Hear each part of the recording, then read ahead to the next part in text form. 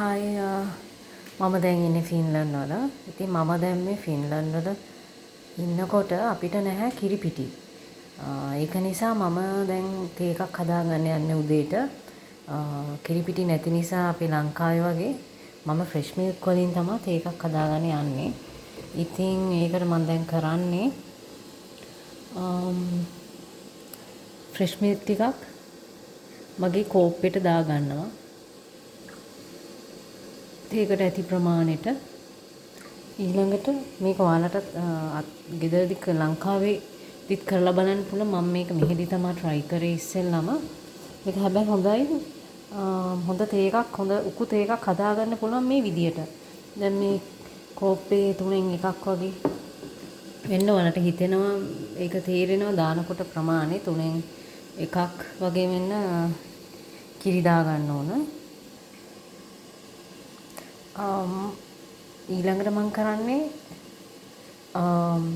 ඒකට කෝප්පේ පිරෙන්න වතුර දාගන්නවා.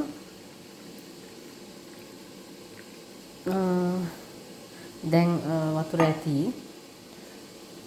දැන් කරන්නේ මම කිරි රත් කරගන්න භාජනයේට ඔහොමම දාගන්නවා. හැබැයි ටිකක් හැලුණා වටේට.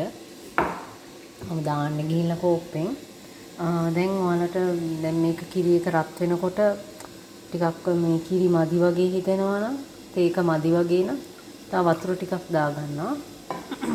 දැන් මගේ අතින් කිරි ටිකක් හැලුණ නිසා මම දැන් තව චුට්ටක් මේකට කිරි චූට්ටක් දාගන්නවා. නැත්නම් උකු ගතිය මදි වෙයි කියලා හිතලා.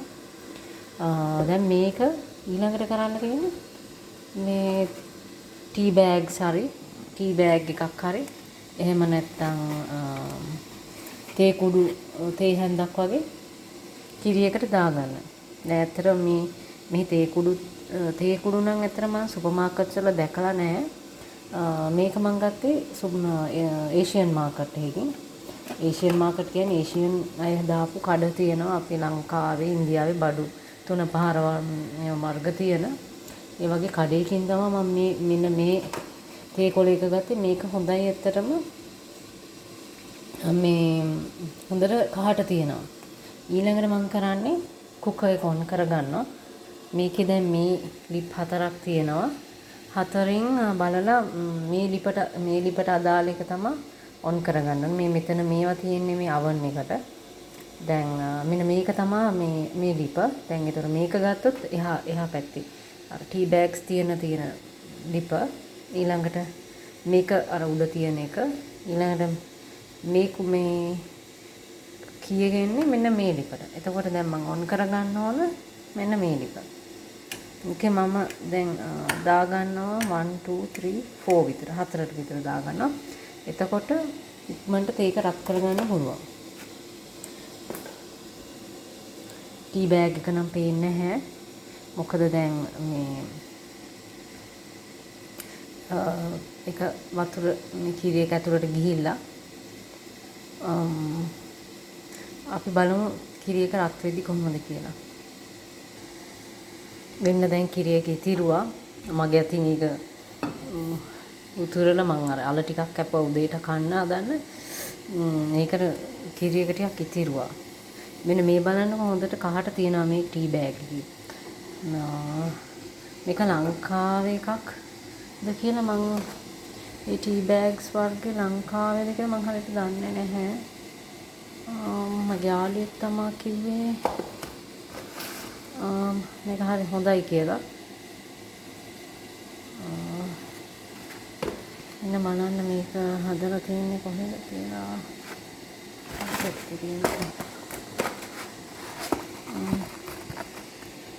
made in කොහොමද තියෙනවා නෙදර්ලන්ඩ්ස් වල ගහන එකක්. එහෙනම් තමයි කියන්නේ. ඔව් මේක පැක් කරලා තියෙන්නේ නෙදර්ලන්ඩ්ස් වලින්. එහෙන් තමයි ෆින්ලන්ඩ් වලට ඇවිල්ලා තියෙන්නේ. ඔන්න දැන් මම මගේ තේක දාගන්නවා කප් එකට.